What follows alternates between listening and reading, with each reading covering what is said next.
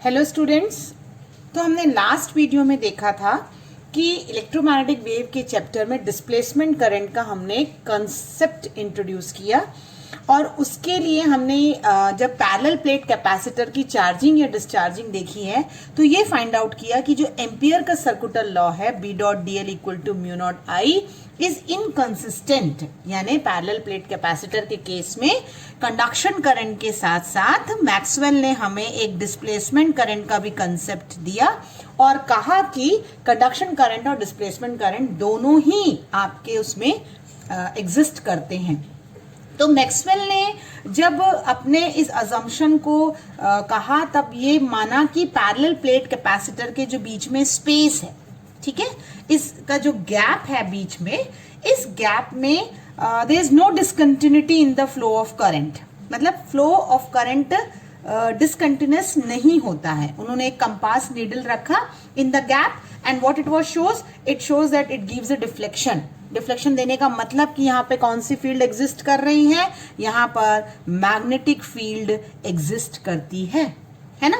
तो अगर ऐसा है कि अगर मैग्नेटिक फील्ड का एग्जिस्टेंस है, that means he says that there is a flow of current in between the gap and named as a displacement current which is time varying electric field के कारण है। उन्होंने उस करंट का नाम जो है वो क्या दिया, डिस्प्लेसमेंट करंट कहा और ये कहा कि ये टाइम वेयरिंग इलेक्ट्रिक फील्ड के कारण होती है, ठीक है। और जब मैग्नेटिक नीडल रखा तो उन्होंने डिफ्लेक्शन देखा, इसका मतलब पैरेलल प्लेट के बीच में डिसकंटिन्यूअस फ्लो ऑफ करंट नहीं है, there is a continuous flow of current. तो लॉ को उन्होंने मॉडिफाई करके क्या बताया कि line integral B dot D L is equal to mu nought times I C plus I D. ये आपका एम्पियर का लॉ बन गया कि B dot D L mu nought times I C plus I D, और I D का formula उन्होंने हमें बताया कि it is epsilon nought D phi by D T, ठीक है। अब इसके कुछ कंक्लूजन्स आपको याद होने चाहिए। जैसे मैंने पहले कहा कि कंडक्शन एंड डिस्प्लेसमेंट करंट दोनों ही इंडिविजुअली डिसकंटिन्यूअस हैं, ठीक है, but together they are continuous. जब एक साथ एक क्लोज सर्किट में फ्लो करते हैं तो they are a continuous current. Displacement current is equal to conduction current when the two are present in the different parts of the circuit। इस बात का ध्यान रखना है, IC जो है वो ID के बराबर तभी होगा जब पैरेलल प्लेट के बीच में ID होगा और in the wires IC connecting wires में कौन सा करंट होगा, कंडक्शन करंट होता है, लेकिन इन बिटवीन कौन सा करंट होगा, डिस्प्लेसमेंट करंट होगा, ठीक है। और कंडक्शन करंट की तरह ही displacement current is also the source of magnetic field. जैसे conduction current magnetic field generate करता है वैसे ये भी करता है, ठीक है। अब हम देखेंगे कि कैसे आईसी इक्वल टू आईडी होता है और how your law is now consistent, ठीक है। तो वी नो दैट अगर हम पैरेलल प्लेट कैपेसिटर लेते हैं, दो पैरेलल प्लेट कैपेसिटर लेते हैं, तो उसमें इलेक्ट्रिक फील्ड E हमने गॉस की थ्योरम से प्रूफ कर रखा है कि E is nothing but Q upon epsilon not A। आपको ये फॉर्मूला नोन होगा जहां A is a parallel plate area of a parallel plate capacitor, Q is a instantaneous charge, ठीक है। तो E क्या होता है, Q upon epsilon not A। और हम ये भी जानते हैं कि इलेक्ट्रिक फ्लक्स जो फाई होता है, what is electric flux phi, it is field into area. ये सारे नोन फॉर्मूले हैं, वी नो इट, है ना। तो अगर हम वैल्यू पुटअप करते हैं तो क्या होगा, it is Q upon epsilon not A into A। तो A और A आपका कट गया, है ना। तो आपको फाई की वैल्यू मिलती है due to electric field, it is Q upon epsilon nought and this will be my first equation. Flux क्या मिला आपको, Q अपॉन एप्सिलॉन नॉट मिला है।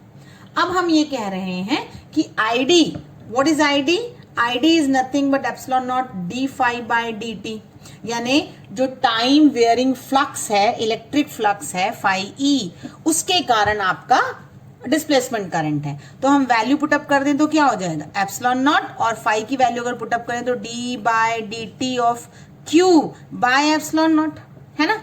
तो epsilon nought by D by D T of Q, और ये epsilon not बाहर आ जाएगा और यहां बचेगा this is I D epsilon nought cancel हो गया, तो आईडी क्या बचा, rate of change of charges, and that is nothing but conduction current IC. तो आपने ये प्रूव कर दिया कि IC is nothing but equal to ID. और डिस्प्लेसमेंट करंट जो है वो टाइम वेयरिंग इलेक्ट्रिक फील्ड के कारण होता है, इसलिए it is epsilon nought D phi by D T. अब हम कंसिस्टेंसी प्रूफ करें, ठीक है।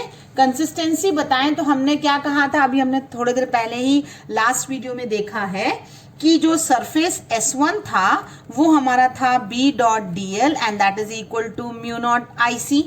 आईसी कंडक्शन करंट था जो कनेक्टिंग वायर के बाहर फ्लो हो रहा था, करेक्ट।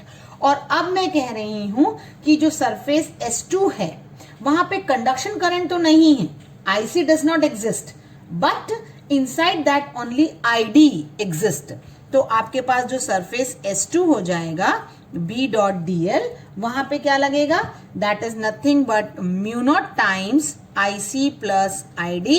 अब क्योंकि कंडक्शन करंट नहीं है इसलिए वो हो जाएगा म्यू नॉट टाइम्स आईडी, क्योंकि हमने बता दिया है कि IC is equal to ID, यानी this equation for surface S2 is nothing but the equation which we are getting for S1. That means it is same, and hence the inconsistency of the Ampere's law is overcome by the concept of displacement current. यानी जो inconsistency हमें दिख रही थी कि loop के बीच में अगर करंट नहीं है तो एम्पियर्स का लॉ वैलिड नहीं है, वो हमने प्रूफ कर दिया, क्योंकि आईसी और आईडी में आईडी गैप में रहता है और आईसी कंडक्टिंग वायर में होता है, और आईसी और आईडी को हमने बराबर बता दिया by considering a small proof in a parallel plate capacitor. तो ये जो डिस्क्रिप्शन आपने मैथमेटिकली अभी देखा, इसे आप किस हेडिंग में कर सकते हैं, इसे आप कर सकते हैं कि how the Maxwell gave the concept of displacement current and how you can prove the consistency, यानी इनकंसिस्टेंट को आपने कंसिस्टेंट कैसे बताया।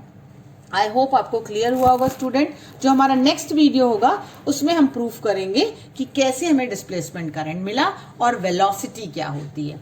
और जो एक बात ध्यान रखना है आपको कि conduction current produces the magnetic field due to charge in motion, ये ध्यान रखना है आपको, but displacement current produces magnetic field due to time rate of change of field. ये बहुत ही बेसिक डिफरेंस है आईसी एंड आईडी में। आई होप आपको क्लियर हुआ होगा। इसके बाद हम नेक्स्ट वीडियो जो है इसी से रिलेटेड देखेंगे, that is displacement current. Thank you.